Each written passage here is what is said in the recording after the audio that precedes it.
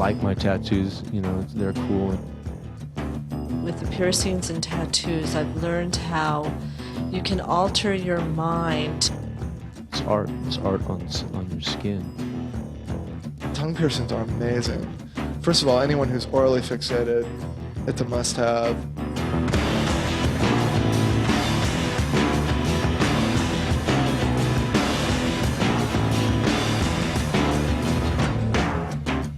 We had brought people back to the apartment from Sit and Spin, and like I said, there were 200 to 300 people in the Fontenoy, and there was about 50 guys in the backyard swimming, skinny dipping. This was at like 3 in the morning. People were running up the stairs, and someone ran up to the 14th floor and then turned on the fire hose and let it run down the stairs. And obviously enough, this event got us into a lot of trouble at the building, and that was when Miguel had decided that it would be good to open a club and have parties in a club rather than his home. We're talking about the inception of a club that we did called Club Fuck, which began in the summer of 1990 and was started by 3 people, Miguel Bertestein, Cliff Diller, and myself, because we were dissatisfied with, you know, the nightlife that was here and wanted a venue for us and our friends to go to and have fun and play the music that we wanted to play. Said anything about being sane. This is real life. She said something about me feeling pain. Yeah, this is real life. I said something, don't you feel any shame? She said, hell no, this is my life. It's mine, we're all mine. It's mine, we're all mine. You said we're brothers, she won't be your lover. She said we're lovers, he'll never be my lover. You said we're brothers, she couldn't be your lover. You said we're lovers, yeah, he's my lover. Now I'm the other, I'm the other, I'm the other. You take me to your wrecking ball, break me with your wrecking ball. We'll have a ball and bring it all. Hell yeah!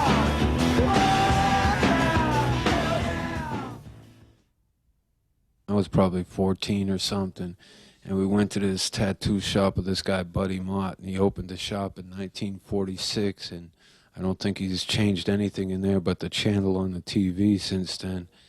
And as soon as I walked in that door, I knew that's what I wanted to be, just the smell and the feel. It had like an atmosphere so thick you could cut it with a switchblade. I loved it. I don't really care for the tattoo scene, you know. I like to tattoo, and I like to look at the tattoos that I have on me, and I guess I enjoy tattooing. I enjoy talking to the people, but the tattoo scene is kind of, I think people take it too seriously now. You know, basically I think most of us aren't too happy with ourselves, the way we look and this and that, and you can go to the gym and get a bunch of muscles. It might take a year or 2 years or something. It's one of the few external things that you can do in one day that can improve the way you feel about yourself or your body, and I think that's why people do it. You know, the biggest benefit of tattooing is that you can make people happy, you know, and if just for a minute when they're done, you know, to see the smile on their face, I like that. I thought I wanted to be a priest till I started like drinking and hanging out with a gang when I was like 12 or 13, you know, and then I just became a teenage hoodlum and my plans changed. My first tattoo was on my right shoulder. It's a skull. And it was a friendship tattoo, and we went to Mark Mahoney, and he did our tattoos.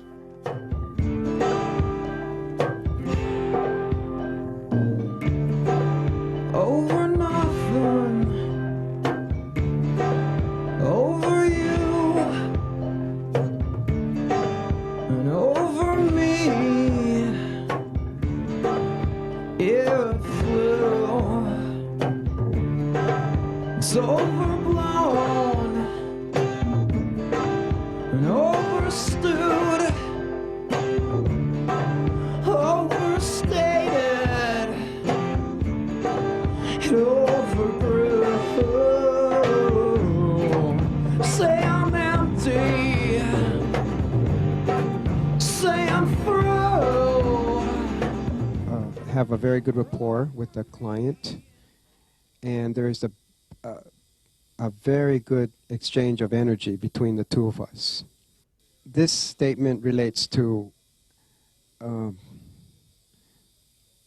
I feel about promoting the primitive styles in tattooing, so that it puts it more on a different level. It's more of a subconscious level, what's happening. In other words, it's more of on a spiritual level, but, you know, of course, this is very, very difficult to verbalize about the spiritual feelings, but basically there's a very big exchange between myself and the client each day.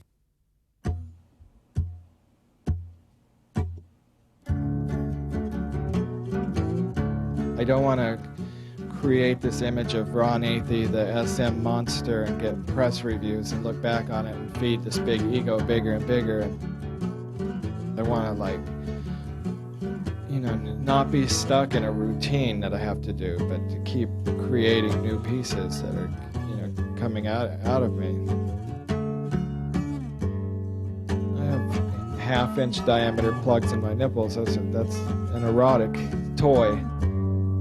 So mercy's what you need. Mercy I be. If you'd let me be your queen for a day. That's what you said to me. Well, I won't make you bleed. Have me, have mercy.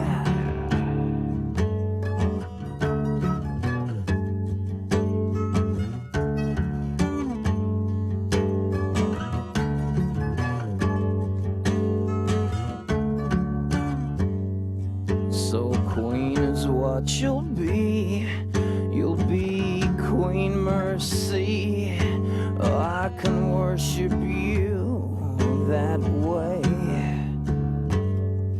'Cause I'm easy enough to rule. 'Cause I don't know you. So altogether, I have maybe about 15 piercings now, 2 of which you can see, but the rest are all kind of hidden, but I know they're there, so it makes it very exciting for me to be walking down the street and feel them and know that I have these piercings. People don't know.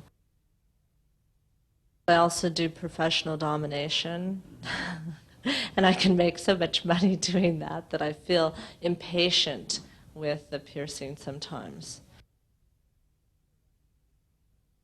If you go back to the 50s, if girls had pierced ears, they were fast women, they were whores, you know, they were sleazy. By the 60s, you know, it was okay for girls to have pierced ears.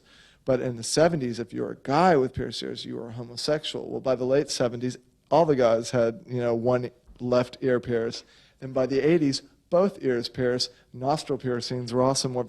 It's just, you know, society at first tries to kill out anything it doesn't understand, but if you give it time and you look at it, it's ridiculous. They completely absorb anything that's put out to them and embrace it. It just takes some time. I don't see piercing as trendy. There are some piercings that are trendy. Same ways I don't see tattooing as trendy. There are some styles of tattooing that are trendy. Like right now, navel piercings are very trendy. You know, it's summer, it's Southern California, you know, girls get their navels pierced. It's only going to attract a certain element of person that is willing to commit, you know, to a tattoo, having that for the rest of your life, that is willing to commit to a piercing. A navel piercing, our most popular one, 6 to 9 month healing period. It's like having a baby. It becomes a part of who they are. Pain is certainly part of the process.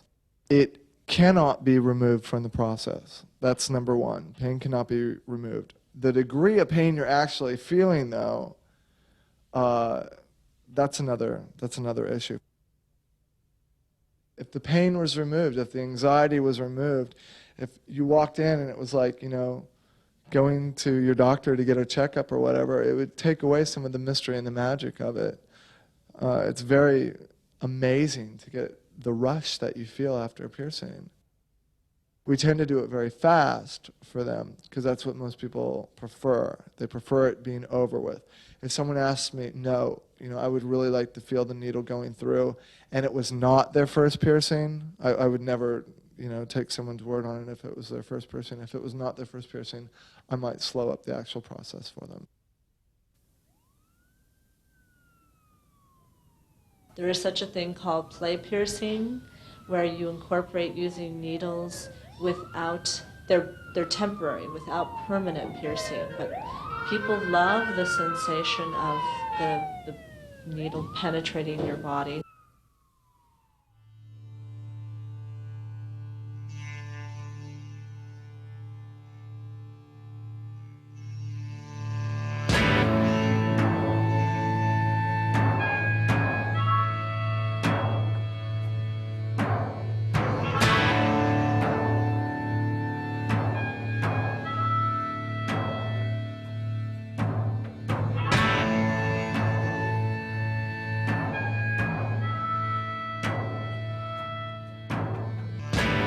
You're creating designs out of the needles on someone.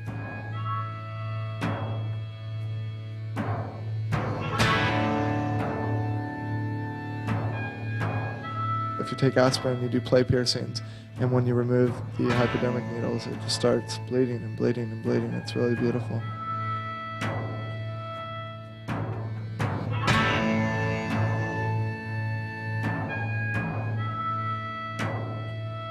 I do like blood sport, done safely, and it can be done safely.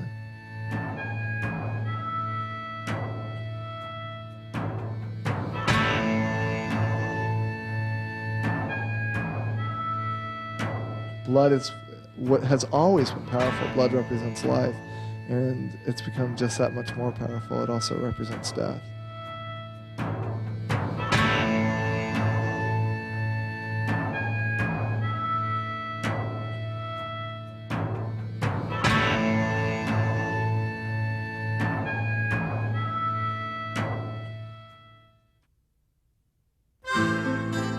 In April of '93, what happened was I had hired a friend of mine named Paul King, who was working at the Gauntlet at the time, to come in and do an S&M demo. And what happened was he decided to do a scene that would involve blood sports and cutting and other things. And at the time, the club had been moved to a different location because we lost our old space in Silver Lake, and we were kind of getting, you know, more and more people who were coming out of curiosity, who had heard about the club over the years, who didn't really understand what we were trying to do. And after Paul had done his performance, I think what had happened was a couple of patrons left the club feeling kind of upset with what they saw and didn't really understand the premise of the performance, and called the Vice, at the LAPD Vice. And the following Sunday, we had Vice Squad members come in undercover, I think about 13 or 14 of them, and at midnight they raided our club and proceeded to shut us down under the assumption of lewd conduct and prostitution. And out of that came a court case and, you know, 20 people being arrested. After the case had been dropped and, you know, I found that James is going to reopen the club in the same jurisdiction that they originally were arrested in. I asked the attorneys how they felt, and they said, that's great. They said, you should definitely do it again and show the Vice that you're not afraid of them, that the only way that we're ever going to cause change in our society is continually fight for it. And they said, just, if you have any problems, call us again. We're here, and you have to keep fighting. It was a place where people could just go and and let themselves be free. Time only goes one way, unfortunately, and we can't go back. And I miss those days because they were really exciting and fun, and I miss the people who aren't alive anymore, who were, you know, the backbone of that club. They aren't alive today, and I miss those people tremendously, but we can just keep moving on.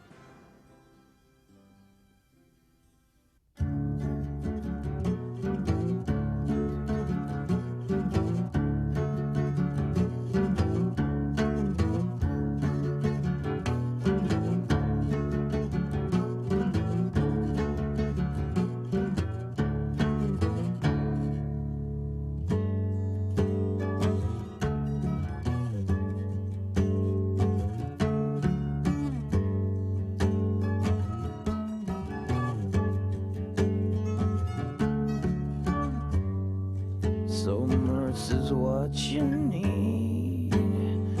Mercy I be. If you'd let me be your queen for a day. That's what she said to me. Well, I won't make you bleed. Have me, have me, have mercy.